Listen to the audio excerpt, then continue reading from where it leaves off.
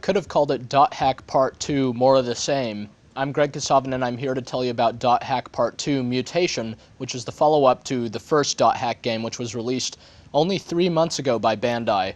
It's this episodic action RPG series that has a very unusual premise. It's set in a near-future world in which the population is obsessed with a massively multiplayer online RPG called The World. Everybody plays it, and the first .hack game starts off where someone learns that his friend fell into a coma after the two of them experience an unusual in-game event. So the player continues on playing The World in hopes of unraveling the mystery of what appears to be a giant conspiracy surrounding this game.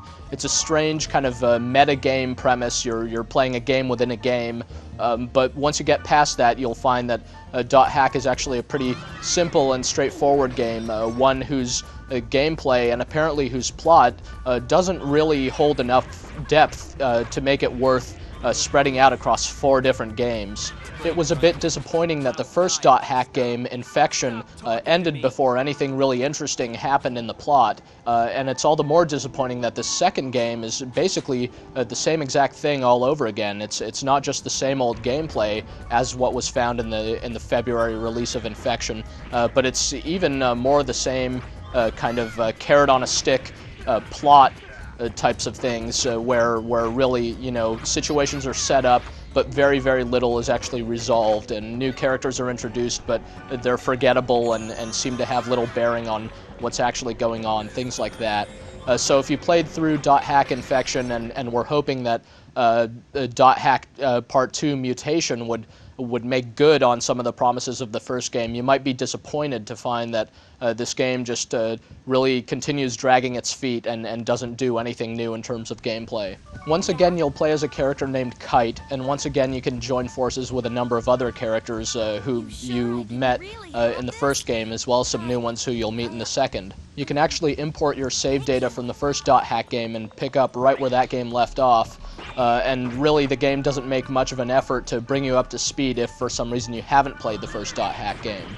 On its own merits, this follow-up game is every bit as good as the first one. It's also about 15 or 20 hours long. It's got basically the same graphics and sound as the first game did, but your experience of, you know, playing more of the same is probably going to feel a bit worse this time around, just because you know, the second installment of .hack is much like the first, only without the originality. There's only one small new town in .hack Part 2. There are a few new types of enemies, some new items. You know, you start out at a higher level and you advance to an even higher level over the course of the game, but the combat remains roughly the same kind of pseudo-real-time hack-and-slash action as what was seen in Infection, the first part of the series. And really there isn't much new or anything new in the second chapter of the series that you didn't see in the first. The plot does take, you know, a couple of interesting twists at a couple of points, but this is spread out so thinly over the course of a 15 or 20 hour game that it seems like little consolation. .hack Part 2 is a full-priced game. Like the first one, it comes with an anime DVD as if to make amends for the fact that there isn't a whole lot to it. I stress that this isn't a sequel so much as a follow-up game, you know, reusing the same graphics and sound and everything. Perhaps that's what you'd expect, considering this follow-up was released only 3 months after the first one. And really, if this follow-up game is any indication, then it seems clear that the .hack series isn't headed in the right direction. It's just going to kind of drag on.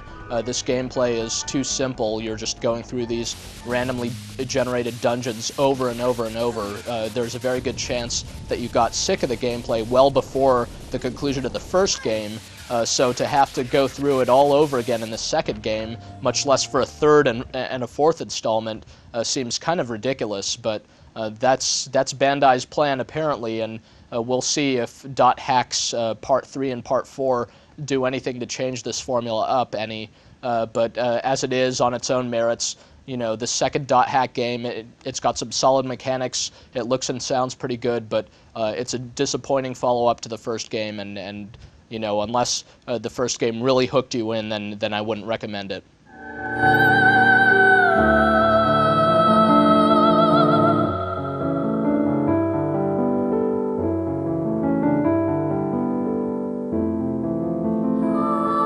Emma, please give me a